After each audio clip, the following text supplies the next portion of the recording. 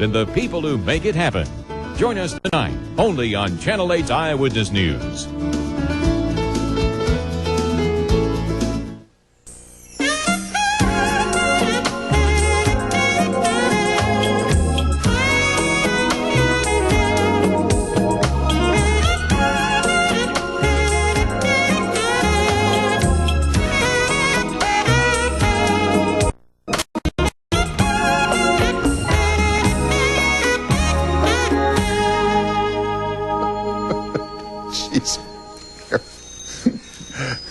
Kennedy has got these.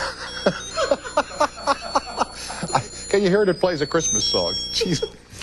Hey, listen, I'll go you one better. Good evening, folks, and welcome back, everybody. I'm Tom, and the simulcast is on the air now from CBS Radio and Television Live on December the 8th, 1995.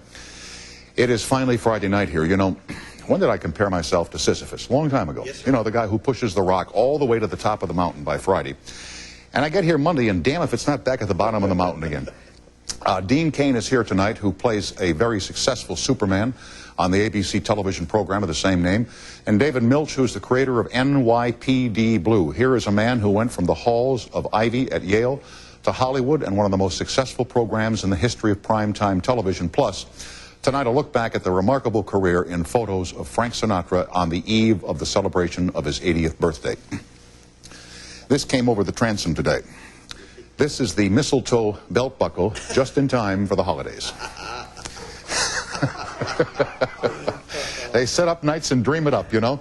America, America, God shed his grace on thee. Wow. Hopefully there'll be no wind in the studio tonight. No, sir. Thank you. Dean Cain stars as Clark Kent/Superman in the hit television show Lois and Clark, The New Adventures of Superman on a Different Network.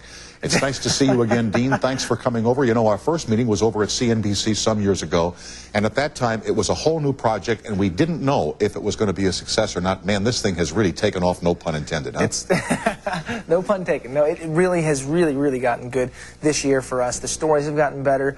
The fan response has gone through the roof, and we're being called a legitimate, you know, success hit now, and that's a wonderful position for us. What is the difference in your mind between the Superman as created by Christopher Reeve for the motion picture series, I guess there were 4 pictures, and the television Superman?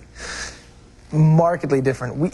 Christopher Reeve's character, he did a great job, by the way. I mean, I think he was fantastic. Did you ever meet him at all? I never have ever met him, okay. No. So I don't have any place to draw from, but I mean, he was fantastic as Superman. His Clark Kent was the big difference. His Clark Kent character was this nerdy guy they used to try to hide the fact that he was Superman, so they tried to create this big difference between the two characters. My character is much more of a man, much more of a normal person. He doesn't try to hide everything. So he's not a nerd, right? He's not a nerd, exactly. And he also is, he's a person who gets upset, who gets jealous, has these real emotions, and that's what's fun. You're seeing a real character. You know, as I remarked to you before we started, up until recently, before this show, Lois Lane was the only person in the whole world that didn't know that Clark Kent was Superman. You know, she's the only one in the whole world. Everybody else knew but her. It's pretty obvious. Just look at the two. And by the way, that's probably one of the reasons why this show has taken off, is that now there's a romance building between Lois and Clark, and I guess a wedding is imminent. A wedding is very imminent soon. Yeah. So it's right. We're on the cusp of that now. We're shooting it. We're a bit ahead of what you're going to see on television, but we're right there to have this wedding. And the thing is, about the characters is the Clark Kent character. I mean, for them to get married, for them to push their relationship that far, she has to know everything about this guy. That's correct. And that's why she knows that he's Superman. And you know, I'm wondering here, because we're having Mr. Milch come on in a while, NYPD Blue, which has pushed the envelope in terms of sensuality on television on Sunday. I'm just wondering here if like we'll see love scenes involving Lois and you know, I don't mean X-rated, but if they'll be, you know, if they'll be like kissing and embracing and that sort of thing between Superman / Clark and Lois. Well, you won't see it much between Superman and Lois, just because Superman is just this figure that, you know, when Clark can do something super, he jumps out as Superman. But there will be a lot of that going on. They're real characters. I think the show sort of takes off now. I mean, everyone is seeing the same thing. Lois doesn't know he's Superman, the same thing, you know, you go into this whole I'm just wondering, you know, like if after one sweaty scene, if Lois would like everything, oh, Clark, you really are Superman. It's possible. Well, the closest they get to having sex ever that you've ever seen is in the episode coming up on Sunday, which is the episode that I wrote. Go figure. And it's a show called Virtually Destroyed. What happens is they end up in this virtual world, and a lot of their subject, what their whole dilemma is, this whole episode they're talking about is sex. But we're an 8 o'clock show, so we don't talk about sex openly as sex. We talk about sex in metaphors, and so we use other things we're talking about when we're really talking about sex. And it's the metaphor would be, the metaphor for this particular episode is she's talking about beds on their honeymoon. You know, what kind of a bed? We can go this place or this place and have this kind of a bed. It could be a soft bed, hard bed, firm bed, straw mat. People like sleep on the floor. Yeah. He says, you know, whatever you want is fine by me. And she says, well, what if you expect one thing and you get something entirely different? He says, well, what do you mean? You know, and then you start getting into, well, you know, you may want this kind of bed and you get something totally different. We wouldn't know because we've never been there. And so that's sort of how we talk about it. Very good. Let me ask you about Dean Cain in your life and how it's changed with this enormous popularity. You know, there are now, you know, the tabloids, you're the sexiest man alive, you've got 1 million girlfriends, 1 million romances, et cetera, et cetera. And I guess there's one lady in your life who probably is sick about reading about all this stuff. Yeah, you know, the tabloids and the things that go on, I mean, having a relationship is hard enough on its own, but to have it and then have people saying things about you and her. People say, I'll read that she is dating so-and-so, and she'll read that I'm dating so-and-so, and we're together, and, you know, but we're so busy that sometimes we're not together all the time, and so you hate that stuff, and it's just added pressure, and it's really not... I mean, take us into your personal life. I mean, do you have a pretty normal existence? I mean, you know, you have a home that you go to, and you probably, you know, have a friend that you're with, and... you're not out at parties every night, you're not on the rock scene, that sort of thing? I don't have time for that because I work too hard. I work, honest to goodness, I start work at 5, 6 o'clock in the morning on Monday mornings, and I finish about 1, 2 o'clock in the morning, if 3, 4, 5 o'clock in the morning Friday nights. And it starts all over again the next week. So I sleep all Saturday. Saturday night I go see a movie. Sunday I go to bed early, I watch the show and go to sleep. And it really happens that way every week. There's not a lot of time.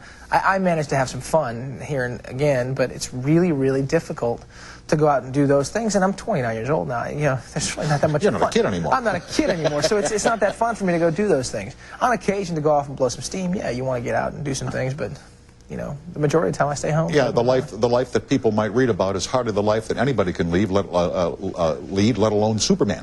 Well, exactly, seriously, and, you know, that is a character that I play on television, and sometimes when you go out and about, that becomes a problem just because people see you as this character, and hey, you know, you hear that all the time. You're walking along, and it's, hey, Superman, how are you? It's just that my name is Dean. I'm a person. I'm just an actor, and that becomes, you know, little shots at you all the time. Now, the last question I'm going to ask you about the role of Superman, and then I want to talk about when you played football for Princeton and drafted by the Buffalo Bills. How is it like when you put the suit on? You know, I'll tell you.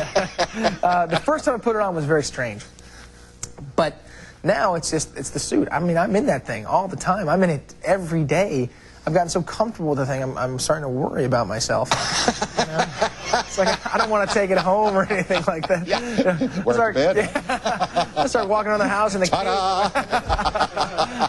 it's a strange thing, but I really have gotten comfortable with it. You know, but it is a role. It's like putting on a mask. And when I put that on, I know I'm this character. And when kids are around the set or anything like that, I'll put it on for the kids. You know, I usually kind of leave it hanging, dangling off if I'm not shooting. Yeah. Just because it's a little. You know, you got to be careful about children. There was a story in the paper, I think, today, where somebody is now suing the Disney company because there some kids. They were involved in something in the parking lot at the Disney amusement park. So they went to the office to fill out some forms or make a phone call or make sure everything was all right. And at that moment, Mickey and Minnie were getting out of their costumes, you know, wearing blue jeans and T-shirts, and the kids were traumatized. It's, you know, oh, Mickey's not real, you know, that kind of thing. So you have to be very, very careful because you have an image, you know, Superman's been around a long time. I also have an excuse, though. I can say he's turning into Clark Kent. You know, we're ready for that. If a kid sees me taking it off, he's just becoming Clark. There you go. We are with Dean Cain, who plays Superman on the ABC television program called Lois and Clark. The toll-free is up and running. You know it, you love it, and you'll call it, and we'll be listening to you right after these messages.